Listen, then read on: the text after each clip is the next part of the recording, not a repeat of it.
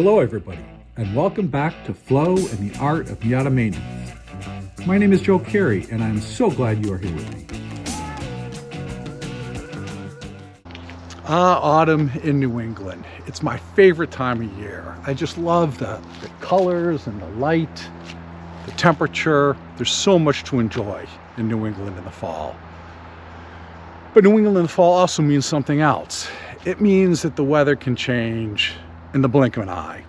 Today it's a balmy 55 degrees. You can be out with just a sweater, but any hour, literally, the weather could change. We could have snow, we could have sleet, we could have all those things that an older car like my Miata just doesn't like to drive around in. So that means it's time to put the Miata away for the season. This makes me sad because it means I can't drive it, I can't enjoy it on the road. But it also makes me kind of happy because it means I can tackle some of the longer term car repair projects that I can't do when I want to drive it every day because the car is just unavailable for that big chunk of time. So I have put my Miata away for the season, and I'm very excited about two big projects I'm going to be taking on this winter. Okay, I'm inside my shop where I want to explain a little bit about what I have in mind for projects over the winter.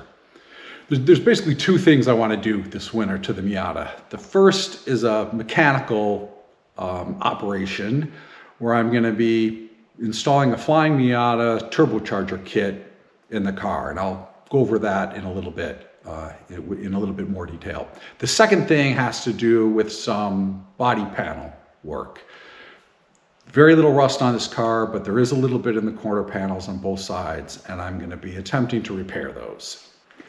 So the first project involves repairing these quarter panels, or kind of the transition point between rocker panel and rear quarter panel.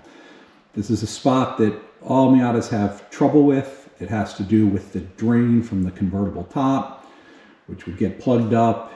You'd get water trapped down in this corner, and it would rust from the inside out. So that's definitely what happened on both sides of this car.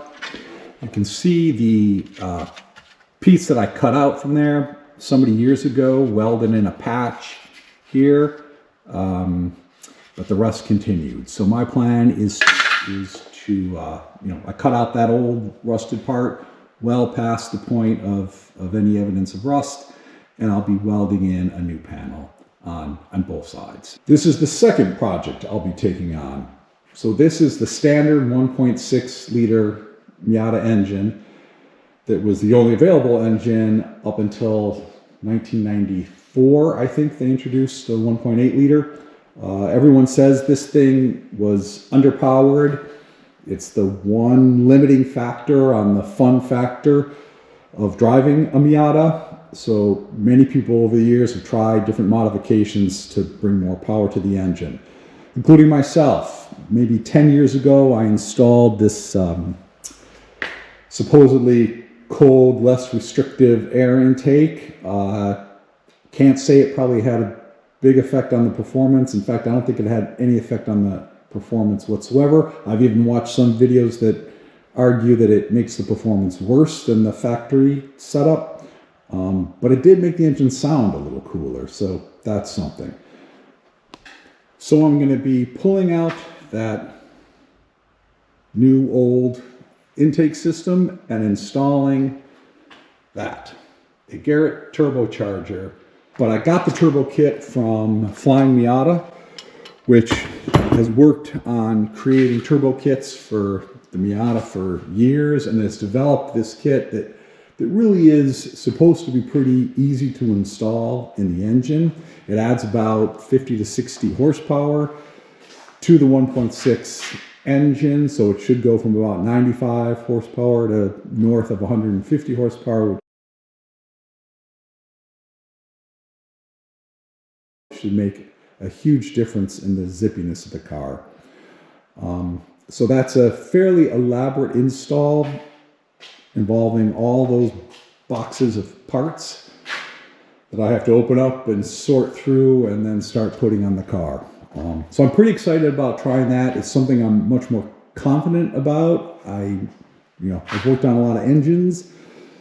The body panel welding, a little less confident about that. But I've been practicing my welding skills, and I'm going to practice on some sheet metal. So this is the cutoffs from the piece that I bought to patch in the car.